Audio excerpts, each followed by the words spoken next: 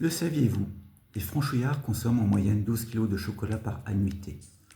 Une bonne partie de cette perpétration a lieu lors du week-end de Pâques. Les Gaulois sont-ils attachés au folklore ou tout simplement des gloutons? 90% prévoient d'acheter du chocolat à Pâques, et ce malgré la hausse des prix du cacao.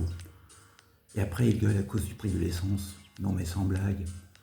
Mais pourquoi offre-t-on et croque-t-on dans des œufs en chocolat à Pâques? C'est une teuf catholique qui commémore la résurrection du Christ. Mais elle est aussi au carrefour de plusieurs traditions populaires. Il faut remonter bien avant l'ère chrétienne pour comprendre pourquoi nous faisons la chasse aux œufs. Et ça me fait toujours un peu bidonner. Les enfants partent à la chasse aux œufs, trouvent les chocolats, ils sont contents, n'ont qu'une seule envie, les manger. Et là, les parents ils disent « Non, pas maintenant !»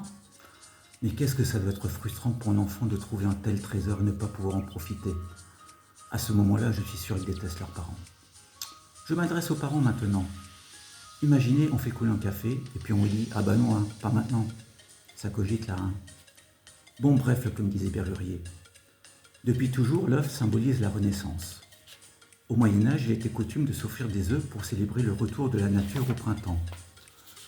Les Perses, les Romains et les Égyptiens s'échangeaient ainsi des œufs peints et décorés.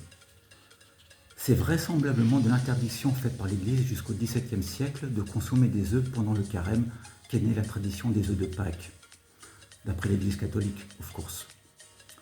Comme on ne pouvait pas empêcher les poules de pondre pendant cette période, les œufs étaient conservés jusqu'à la fête de Pâques où ils étaient distribués. Et, imagine 2 secondes, empêcher une poule de pondre, tu vois le délire? Donc si tu as tout suivi, à l'époque ils ont essayé d'empêcher les poules de pondre.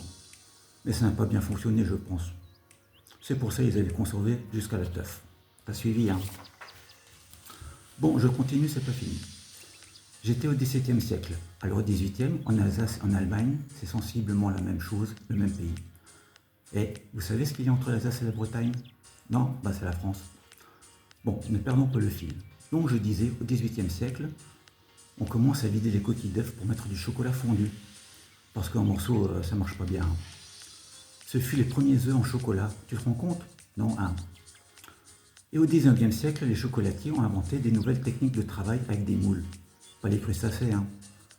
Désormais, les chocolats de Pâques ne se limitent plus aux œufs, mais aussi aux lapins et aux cloches, etc. Et pour la communauté maghrébine, on a même prévu des petits cochons au chocolat, avec même de l'alcool à l'intérieur, pour ceux qui veulent. Ah non, je déconne, hein, c'est une blague. Vous me connaissez maintenant. Alors je vous ai parlé des œufs, mais il y a les cloches aussi. Les cloches qu'on trouve dans les églises, hein, pas les cloches, hein. Je me comprends, pas vous, pas bon.